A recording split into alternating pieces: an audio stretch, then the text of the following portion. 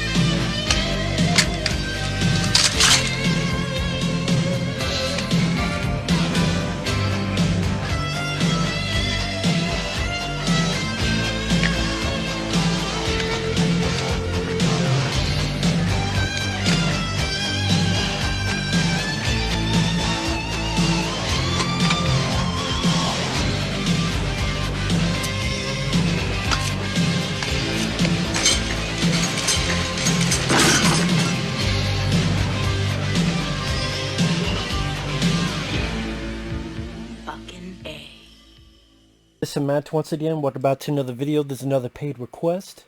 And for those interested in requesting pretty much any type of videos, whether it be a topic, reaction, review, re-review, randomness, out of the blueness, whatever, feel free to send it either directly to my PayPal or join my Patreon. Both links are down below in the info box. I will get to it as soon as I can. The Nightmare.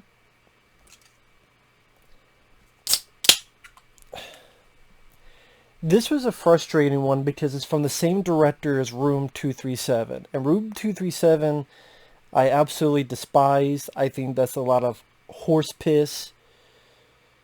Not horse shit? No, horse piss. Because it gets in your eye and it stings. And you think it's lemonade, but it ain't. It's if a lemon pissed in your face. And this movie feels like it pisses in your face.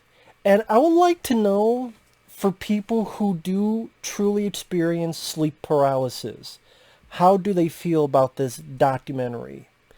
If they're happy with it, then I can't really complain because they're the ones going through it, not me. If this is a great representation of the affliction they have, again, how can I complain? But the guy, Room 237, if you don't know what that is, that was another documentary where they got a bunch of people who told a bunch of stories. Most of them seemed pretty damn crazy stories about their own conspiracy theories about The Shining. They watched The Shining, they watched in reverse and it blew their fucking mind. They watched it sideways, it blew a wad out of their dick. Or they watched it and there was a German typewriter, so now that means the movie's dealing with the Holocaust. Or Stanley Kubrick filmed the fucking landing on the moon. What the fuck else was in that fucking documentary? And that made me more mad than this, because this one, I do believe the people in here really do experience these things. And it's not me feeling mad, but feeling bad for the people. And to explain what this is about in the first place, I'm like 3 minutes in, or 2 minutes. This is about 8 people. I think it's like 4 guys and 4 girls, give or take. About 8 people who tell their stories about suffering sleep paralysis, where they feel that they can't move for a little bit, or they can't speak, can barely react, and either they're try to fall asleep or try to wake up, and they get these physical experiences, they get these hallucinations. At times they can feel pain. They have similar stuff, like they see shadow people, but at the same time they see very different stuff. One person talks about how there was a cat on their chest and it had red eyes. One talked about, oh, maybe they're aliens.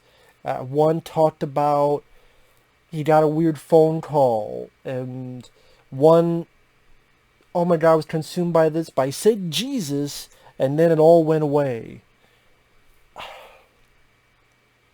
And the thing of it is, I've heard of sleep paralysis.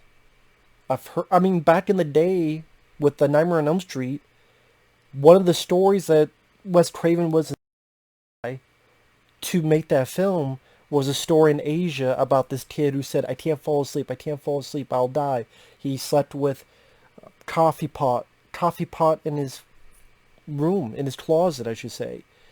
Try to stay awake, and as soon as he fell asleep, there was a scream, they went back, they found the kid dead. And could this be a similar thing going on? If we don't get to it, there'll be more danger or more serious consequences? Although the movie doesn't really delve into that aspect of they could die from it. And going into that field could be interesting. But this movie and this director is too fucking obsessed with trying to make a scary horror film that it almost does the opposite. It's a try-hard horror movie that does the opposite. Instead, it elicits laughs when it shouldn't. Not from the people telling the stories, but it does these reenactments that come off so over the top and so goofy. If you're telling a story about this horrible thing happening, you don't need fucking jump scares and jump scare music. What you're telling is more scary and more creepy. What's funny is that I got more of a suspenseful creep factor from this film I saw recently called Horror in the High Desert. That was trying to be a fake documentary about this guy that went missing. And that did it better. And that was a fake one. And this is a real one, and it does it worse. Because these reenactments, you'll have one bit where literally they showcase one shadow man goes out of the room, he changes his clothes like it's a set of a movie, puts on a cloak, goes to another person's reenactment. I'm sitting there going, what is the purpose of this scene? What does that detail within the documentary? What does that detail within these people's stories? What does that detail if you're trying to steer people? It doesn't. It's a director who has this tendency to love the smell of his own fucking farts. And the director, I would say, is the biggest detriment, not the people interviewed. Because as a documentary, it doesn't work as well as it should have. Yes, you get 8 people telling their stories, but that's all it is. Them telling their stories, here's a reenactment. They tell more of their story, reenactment. They tell more of their story, reenactment. This goes on for about 90 to 100 minutes. At times it get either repetitive, or it gets a little bit more boring than scary. Or like I said, sometimes the reenactments become goofy.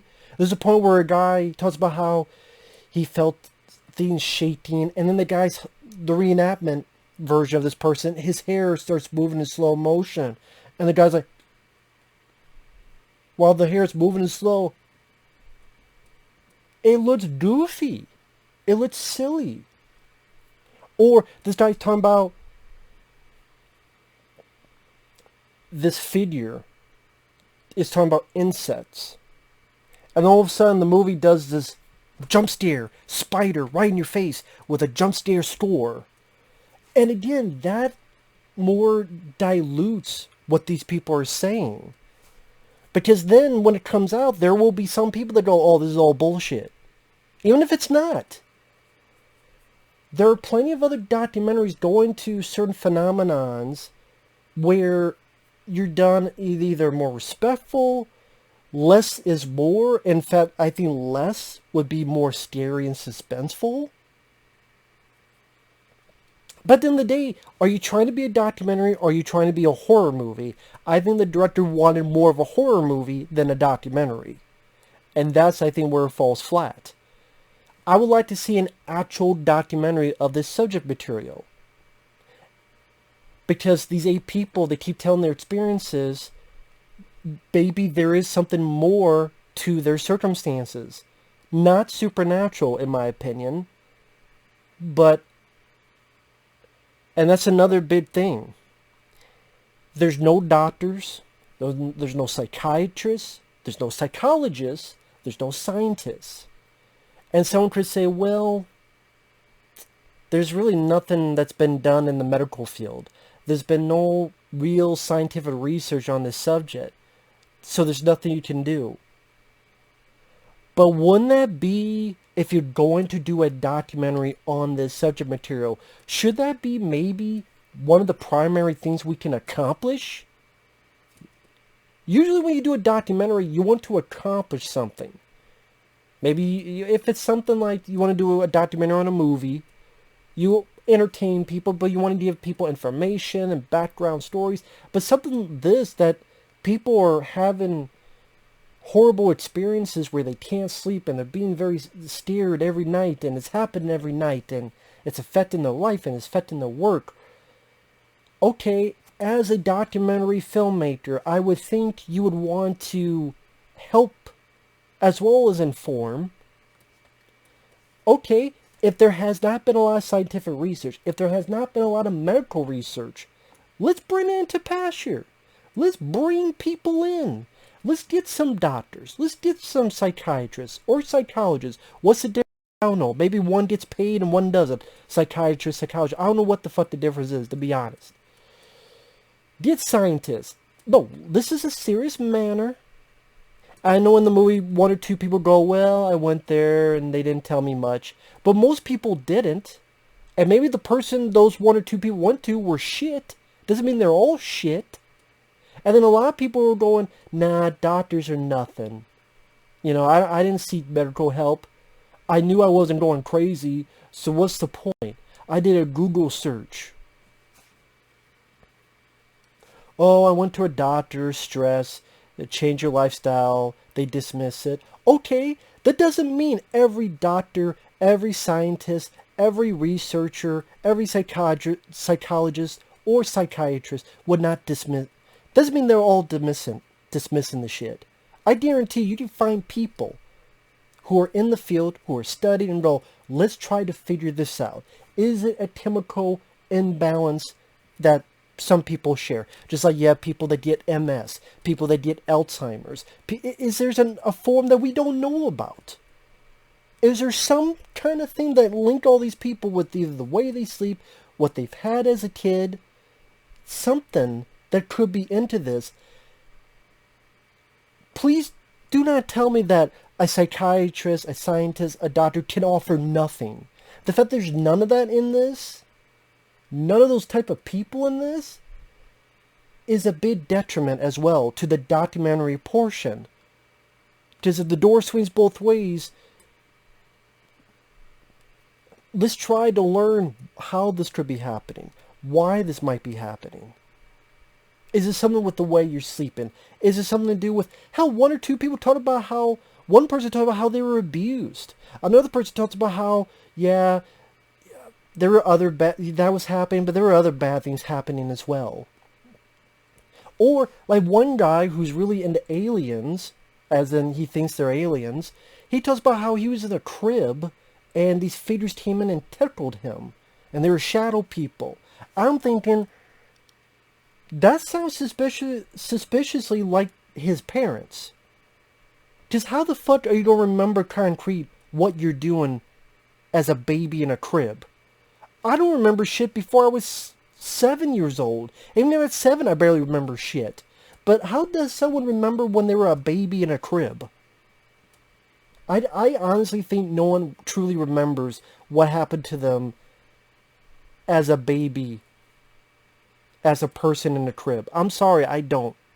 I don't believe anyone can remember. Who knows when memories actually become a presence in your brain, in your mind? I mean, if you're barely able to talk, are you able to really think of memories as a thing? Let alone so concrete that you remember this pinpoint. But that's what I'm talking about.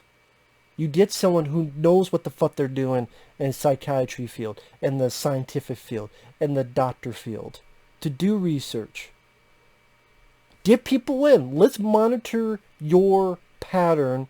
That's the thing. Why don't you get a doctor and a psychiatrist and a scientist, and let's monitor each of these people's sleep cycles when they're having, because if it happens every night, Spend a month with each person. Gather data. Is it something about the way they sleep? Is it something to do with the chemical in the brain? Is there, again, whether some people have MS, some people have fucking menopause. Well, not with a guy, but yeah, women. That's what I mentioned before. It could be something of that. We don't know. But the fact that they don't delve into it, it's like, nah, I'm the guy who did Room 237. Nah, dog. I ain't gonna do that shit. I want to deal with, you're telling these fucked up stories. Now let me try to impress you as a director. I'm filming shadow people. I'm filming these reenactments. These reenactments that try to overshadow the stories.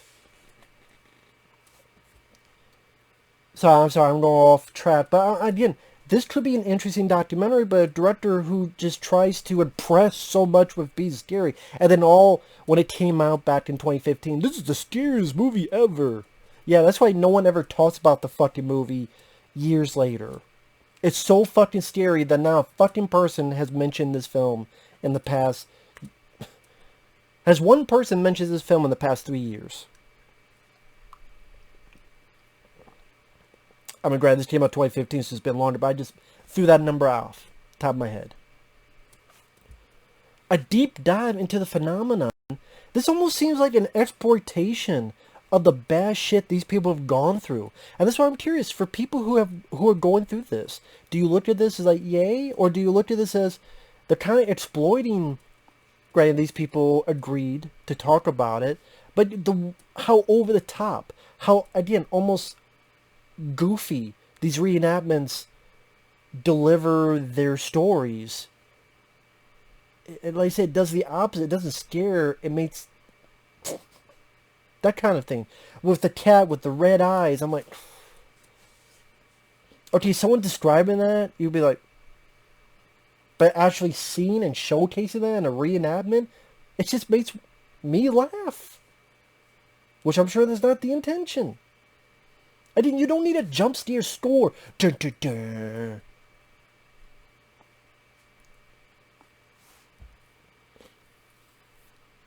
Again, it does these things even when the interviews, where the director's like, I want to impress. How do I impress? This one interview, let's have the guy shown in a mirror, and then it pans, and then there's another guy sitting seemingly far away.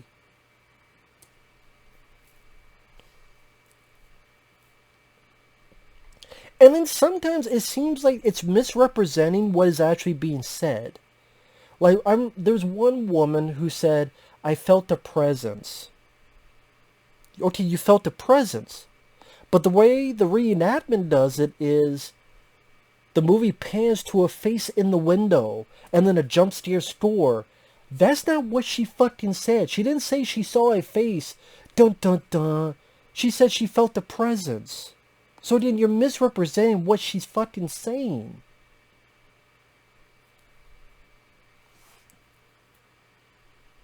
And then these people, I don't know, I'm not a psychiatrist, I'm not a doctor.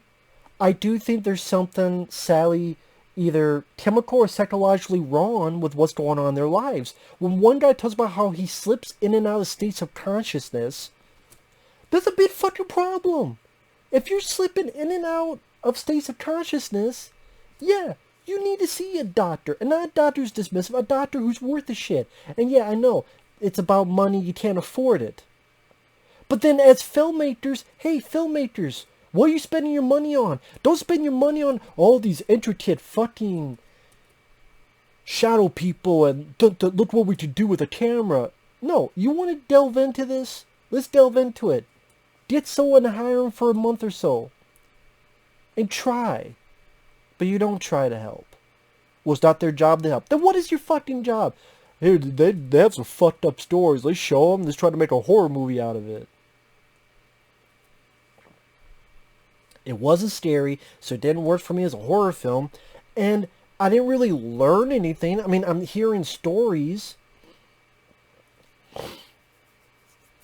that the only similarity... Sorry. This went down the wrong tube, so sorry about that noise if you heard it. I'm getting so discombobulated, I'm gonna accidentally kill myself with fucking soda. I accidentally drown myself in Mountain Dew Code Red.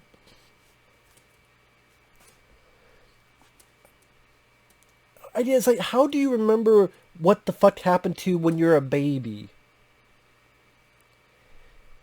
And also, this did not need 8 people. Because for a while, it gets repetitive. This person saw a shadow person. This person saw a shadow person. This person saw a shadow person. This person saw a shadow person with a hat.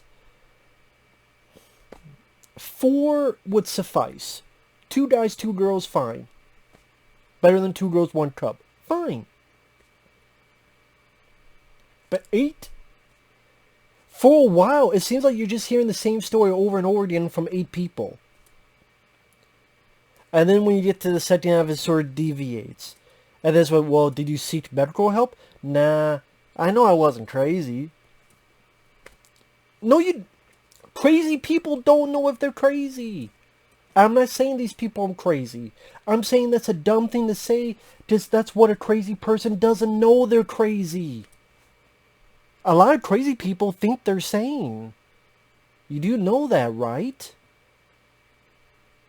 That's why they're crazy. But no, I'm not saying they're crazy. I'm saying that's a very dumb thing to say. Very, if not dumb, if dumb isn't the right word, then naive. No, I did a Google search. Google search doesn't do you much of shit in this type of predicament. And that's where, like, one guy, he saw a shadow and taught him about insects. A spider jumps in his face. Well, he didn't really say that. He didn't say... I don't think he said a spider jumped in his face. The movie just did that. Phone call, static, breaking up, let me in. And also another thing that could be interesting is some of these people can't put a face on it until they see a movie. Like, one person watched A Nightmare on Elm Street. One person saw the one with the aliens. He saw Communion, and he saw the face, and he went, that was it. No, as in, maybe it's your mind trying to compensate to make you less scared. You didn't do it on purpose, but subconsciously your mind's like, you're too scared of this faceless person. Something needs to be filled. You're watching this alien movie at night, and you got scared of that scene with an alien. Communion, the film with Christopher Walken. So boom, it popped in there. One guy's like, oh, I saw Natural Born Killers. There's this one bit with a red tunnel. And yeah, I bet those guys who made that film, they know. I'm like, no, it's Oliver Stone. He does weird shit all the time.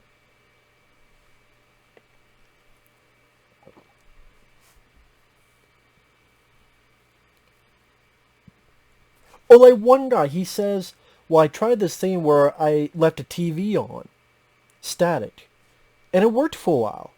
Then it stopped working. Then I had 2 TVs. Then it worked for a while. Then it stopped working. Then I had 3 TVs. I'm like, well, wait a minute. You're saying it worked as in it stopped your night terror, your sleep paralysis for a while. Okay. That's where you get a doctor, or you get a scientist, you get someone go, this worked on him in a while. What could that be something? Is it something to do with, the guy said, well, maybe it was a high-pitched sound, like maybe. But is it something where, as you're sleeping, maybe you're waking up without realizing it? For all I know, when you think you're awake, you're really asleep, but you don't know it yet, and your brain doesn't catch up to it yet. Maybe, unwillingly, your eyes kind of open, and then you see the darkness, and then... It's like people with sleep apnea. You know, when they sleep, and they don't realize they're snoring, or they don't realize there's something else going on, and then, like the one guy who died, he was the lead in the film Darkness Falls, which is a film I liked. Came back early 2000s, Cheney Clay. He was the star of that film. A few years later, he died pretty much in his sleep because of some type of sleep apnea type of thing. I don't know the exact details. I read them up before, I forgot. That shit happens. More often than you think. But you get no answers. And there's no attempt to get answers. So again, this is a documentary that's more about trying to steer you. Well, these people are telling these stories, but let's do these reenactments because I'm director of Room 237. I want this. This seems like, okay, I did a documentary. I'm doing another one, but I want to make a fucking horror film for Blumhouse. Or an A24 film, or where the fuck.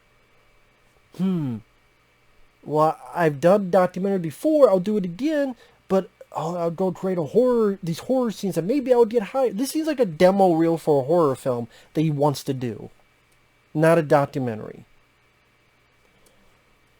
Because people, again, they tell stories, but they really lead to nowhere. Because one girl's like, I was afraid, and I said Jesus, and they went away.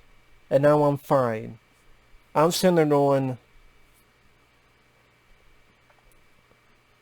part of my brain goes, okay, I'm glad she's fine, but I hate to be the bearer of bad news. I'm not believing that just because you said the word Jesus, it all went away. So now are you satisfied because you're living a type of delusion? And believe me, I want to believe. I want to believe. But I'm sure if that's the case, till all these people say Jesus, if that doesn't work, then Jesus just having an off day. That's what I mean. Just Jesus, he's out taking a shit. When this person said Jesus was too busy fishing with Crocodile Dundee. I don't fucking know. So I'm like, well, you're selling with a delusion.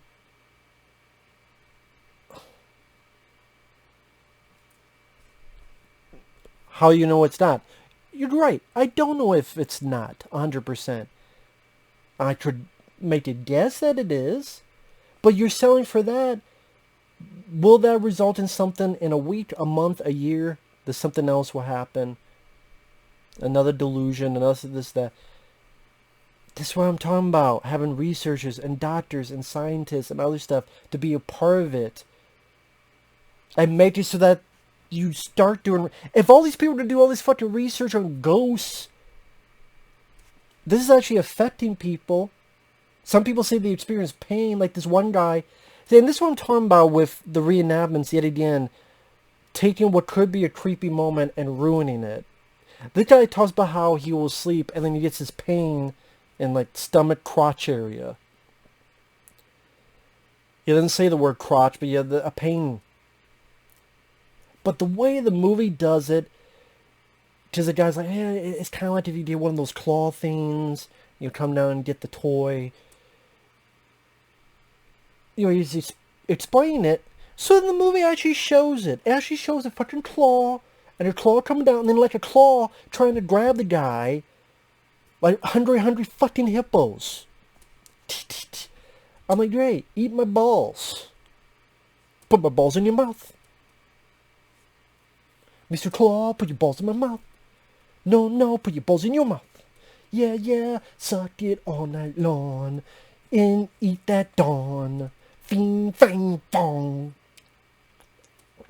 Exactly. It becomes a joke. It becomes ridiculous. And if you got steered, to each their own. It didn't scare me. Or annoyed me, but it didn't scare me. So to the 8 people, I hope you guys got better. With that, the one with Jesus apparently got better. I hope so. Hope he's still not suffering. I didn't. Like this one guy's like, hey, are you gonna go to a psychiatrist? Nah, I did go to one. And he's like, well, tell me about your past. No, I don't want to talk about my past. I don't want to talk about my childhood. I want to talk about the scary shit I saw. Yeah, but talking about history maybe will lead into delving into your deep, dark recesses. Maybe something that was suppressed. Could this be something suppressed? And it's your mind trying to get it out? Maybe that's part of it? You're somehow So there was some event or some horrible thing, and your mind made you forget. And now this is a way your mind trying to get it out there. And you're pushing back, and this back and forth, maybe it's a sleeper. I don't know. Again, I don't know. And the movie doesn't know. It doesn't attempt to try to know. To attempt to get it to know. So then as a documentary, what are you really watching this for? Other than to hear 8 people tell stories about what happened to them. Repeat, repeat, repeat, repeat. Story, story. And that's it. That's it. Let's say it starts out repetitive, then it just makes it feel ridiculous. Again, with how over the top, how bigger than life, blunt, in your face, jump scares, musical score, duh, duh, duh.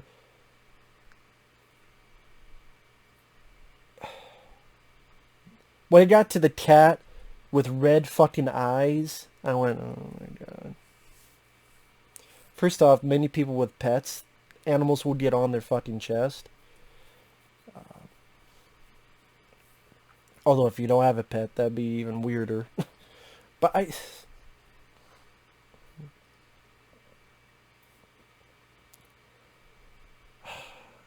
again, as a documentary, it doesn't really tell you anything. It doesn't make you... Afterward, I didn't really learn anything. Okay. I feel bad for the 8 people, okay, but it's like they're doing nothing to help them get out of the situation, which makes it infuriating. I get it, if you can't afford stuff, then maybe, what is the fucking, again, the filmmaker, the documentary filmmaker, maybe, hey, your budget, I mean, what kind of budget did you have for this documentary? Again, instead of trying to impress with all these scary, look at all these shadow people, look how clever I am. No, don't worry about that. Be a doctor, like I said, and that would be more important, I would think.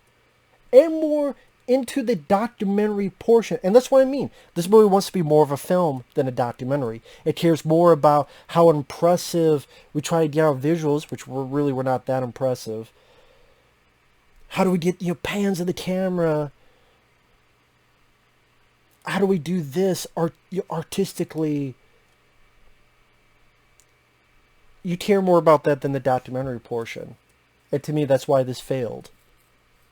And because the horror doesn't work on a scare factor, and the documentary portion is limp and uninformative and not only is there no answers, not only do you, a part of your brain almost goes, what's the point? Well, it's supposed to hear the stories, but if you're not bettering yourself, you're not trying to better yourself, there's no way to try to seek help from any way, shape, or form, and the documentary filmmaker is too busy to try to do his fucking job at Blumhouse or whatever the fuck. What do you want me to do? So, with that said,